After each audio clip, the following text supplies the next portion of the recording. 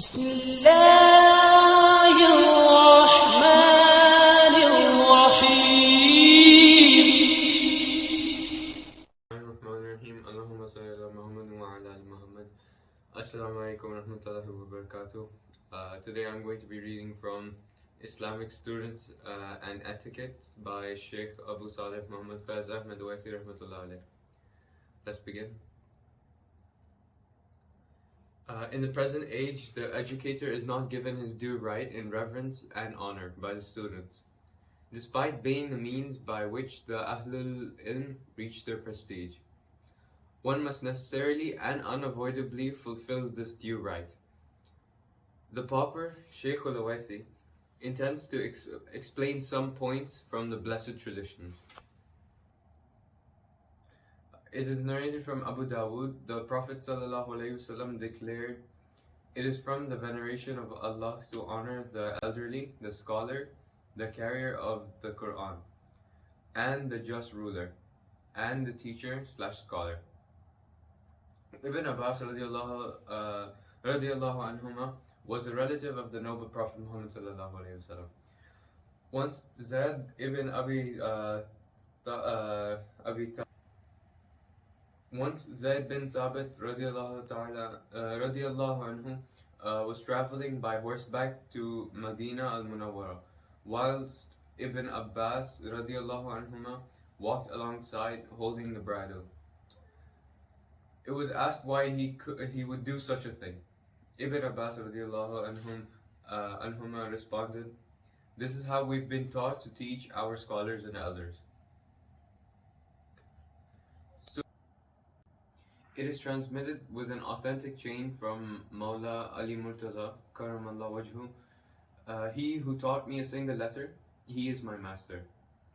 I am his servant, and if my master wishes, he can sell me, keep me, or set me free." The teacher has such high esteem because he enriches the student with the jewels of sacred knowledge. The treasures of sacred knowledge having such vastness and depth that its measure is known only by Allah and Allah subhanahu wa ta'ala and His Messenger sallallahu alayhi wa sallam. One must remember that what is referred to as sacred knowledge here is the knowledge of Quran and Hadith. As for material knowledge, however important it may be in its own right, it is only to earn one's bread and source of income. The engineer and contractor fulfill their duties and work to earn a living. These kinds of work terminate at times of death. No such thing is carried forward past the grave except for sacred knowledge.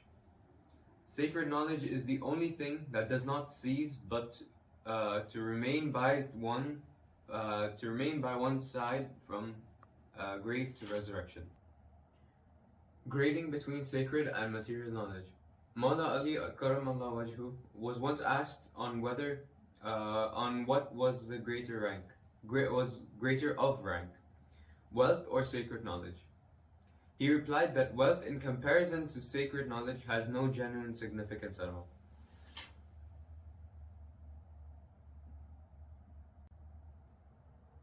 The first point made is the one who has more money has more enemies. The more wealth increases, so does the number of enemies. However, the one with more sacred knowledge has more friends. The second point made is the possessors of wealth must personally arrange for protection of their wealth. However, sacred knowledge is the protector of the possessors of the sacred knowledge, Ahlul Ilm. The third point made is the more you spend wealth, the more it decreases. However, knowledge is increased when distributed. The more you share, the more it multiplies. The fourth point made is having wealth is not a matter of pride, for it is also the legacy of Fir'aun and Nimrud, whereas sacred knowledge is the legacy of His Excellency sallallahu alayhi wa sallam. Fifth point made here is wealth in general creates treachery and obstinacy in a man, whereas sacred knowledge trains one in modesty and humility. The sixth point made here, and the final point, if sacred knowledge is used correctly, then it can even make the heads of rulers bow in humbleness before the carriers of sacred knowledge. Ahl al-ilm. We have seen thousands of kings and multitudes of rulers bow their heads in humility before the carriers of sacred knowledge. Read the below narrative as one such example. Ibn Abdul Malik in the presence of Ata ibn Abi Rabah. The historians know too well of how authoritative and powerful the rule of Sulaiman ibn Abdul Malik was. His kingdom extended to far distant lands, where he went. When he went Hajj, he took his two sons with him, as he was not very learned in the rulings and the rites of Hajj. He went to the leading authority at the time, Ata ibn Abi Rabah, after making his tawaf. This was an Ethiopian black slave, who in terms of knowledge was teacher to none other than Abu Hanifa. When the ruler and his two sons arrived at his place, Ata ibn Abi Rabah was praying the Ishraq prayer, and his prayer was very lengthy. After finishing the prayer in total humility and submission, he was informed of the arrival of the ruler, but he paid him no due attention. Sulaiman ibn Abdul Malik approached Ata ibn Abi Rabah himself, after waiting others before his turn, and requested his answers. Thereafter, Sulaiman ibn Abdul Malik instructed his own sons, "O sons, seek sacred knowledge, for such knowledge ennobles the weak, alerts the idle, and raises slaves above the ranks of kings." Shah Jahan at the court of Mazhar Jan Janan. Mazhar Jan Janan was a great grandmaster from the saints of the Sufi order of Naqshband, al-Silsila al-Naqshbandiyya. Due to his close contact with royalty, he was of a very delicate temperament. The emperor once came to visit him, and during the meeting he became thirsty. There was a flagon covered by a plate. Mazhar Jan Janan instructed the emperor to quench his thirst from it. The emperor drank from the flagon and placed the plate over it, but did so in a slightly tilted manner. Mazhar Jan Janan exclaimed, "Are you suffering from a headache that you are unable to simply place the plate on the flagon correctly? What kind of empire will you achieve?" These moments in history educate us on the difference between wealth and knowledge. If a man was to sever his head in hunt for the riches of knowledge, yet does not see reverence in an evident way, he should not feel deprived, for the honors and bounties await him in the hereafter.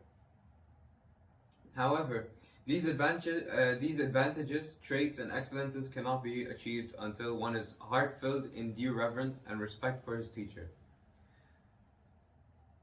Otherwise, it is only wreckage and ruin that is achieved, nothing else. The incident of Musa and Khizr alayhuma as-salam, mentioned in the glorious Quran, is an excellent lesson on etiquette towards the teacher. For this reason, the author of Tafsir Ruh al-Bayan maintains that the Shaykh and the teacher must relate to this story to their murid and student. The author of Ruh al-Bayan mentions two notable instances. The first one, a student once contended with Abu Yazid al-Bistami and caused him to utter against his favor. He who is cut off from the favor of Allah. After this, the abject student was seen amongst the hermaphrodites. Later, he had his hand amputated due to the theft. Yet there are still those who are favorable students. For example, once Abu Sulaiman ad-Darani instructed his student to jump into a furnace and he did so immediately. The fire became a garden of coolness and peace for him. Alas, where are such students today?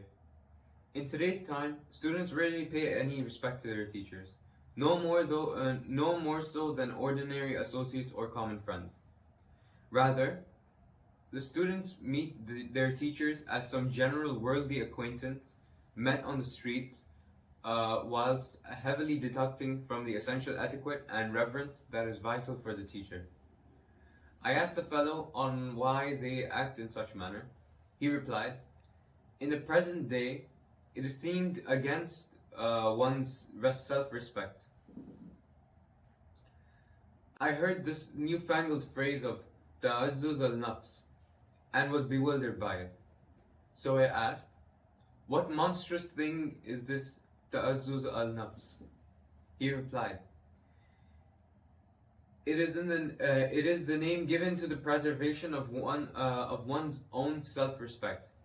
It is such that when we raise the flags of a rival for the teachers in their honor, our followers begin to think we are scholars of some lowly level.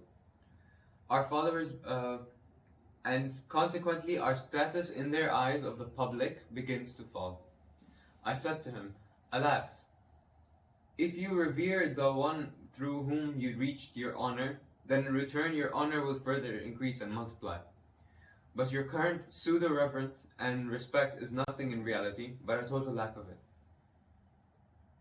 This illness is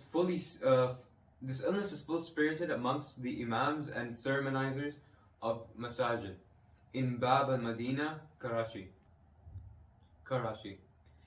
It is for this reason that in comparison to the imams, sermonizers and muadhinun in other cities, their particular respect is continuously waning. Illa masha'Allah. There are countless traditions from His Excellency, Sovereign of the Cosmos, of which this pauper Sheikh al-Awaisi has collated in his work. That is going to be all for today. Unfortunately, we will post the second part tomorrow, inshallah, and I will see you next time.